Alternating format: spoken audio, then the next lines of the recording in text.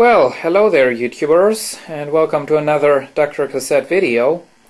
Today we are going to take a look at this Nokia television. This television came with this house, which I like to call the other house. Now don't think we are super rich, like having two houses. We got this house when the previous owners passed away a couple of years ago. Now, this television must be from the early to mid-90s. It has had an error before, like suddenly some sort of a menu popped up which contained just various signs and numbers and weird stuff. I guess that was for service personnel. I just turned off the television and switched it on again, and that was gone. But now the television unfortunately has some error that doesn't want to disappear. This is a look at the front panel. Right there you can see the power switch, and then you got the inputs, headphone outputs, some control LEDs, volume and program up and down switches. That must be the remote control sensor there, and that's well, a provision for a card reader, but yeah, of course not a flash card reader, something like that. The television is too old for having something like that. This is for pay TV. When you turn a television on, the usual thing is it turns on the standby LED in the middle. Well, it's still doing that, but then something happens that is not supposed to happen. I want to turn this on for you, and this is what happens. Yep, that was it. Better turn this off again.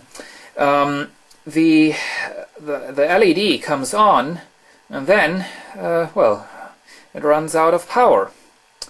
And the whole thing does not turn on, or doesn't show any signs of life. Nothing. So there is definitely something broken in there. Now, I want to take a look into this thing, even though I'm terribly afraid of picture tubes, because they're kind of dangerous.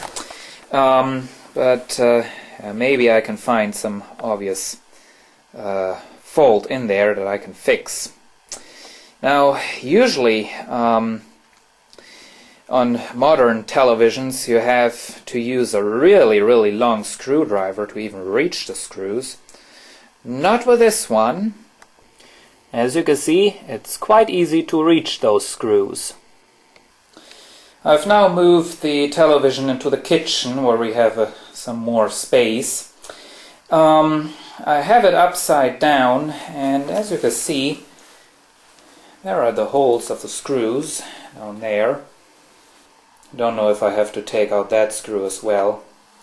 As you can see, if you take a look at the back, this thing has a provision for almost everything, but as you can see, in the end it just has speaker connectors and two SCART jacks and a weird jack for service personnel. And all the other stuff is just there, unused. Now, to my own surprise, the inside of the television doesn't look too bad. But, well, one thing I can already tell you, I'll not be able to repair this, because, well, what you can see there is the only circuit board in there, and the size already tells you that this must contain tons of integrated circuits, and that's right. So it's probably some control integrated circuit that's messed up in here. So yeah, all I can do is salvage some parts out of there, like speakers. There is a weird subwoofer thing. Gotta take that out and see what it does. And there is another speaker, of course. And there is also the model number of the whole thing. It's the model FS71E1. And another thing I can tell you, the picture tube was made by a company called Video Color, or Video Color. I think that's the right way to speak that. However, I want to take out some parts and put this back together as quick as possible, because I guess my parents will not be happy if they find out that I open up old televisions. Well, however, I'll be right back. And here we have the useful parts. A weird looking subwoofer thing, which is actually able to deliver quite some bass, with has a port there that should make some music. And then we have these two little speakers made by blurry Nokia Electronics. 8 ohms, doesn't say how many watts, but they're made in Germany. Surprise, surprise. Still, they're cheap.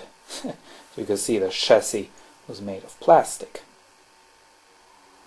And these are all the useful parts that I got out of the television. And there we have the television itself, ready to be taken to the dump. Now, I'm not sad about this thing passing away.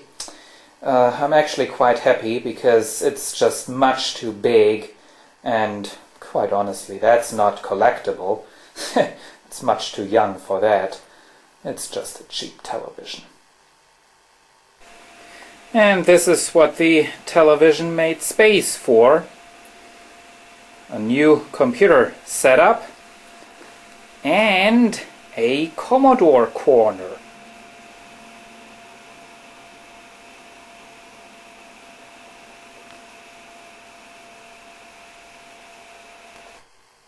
Well, I hope you enjoyed this very last video about the Nokia television.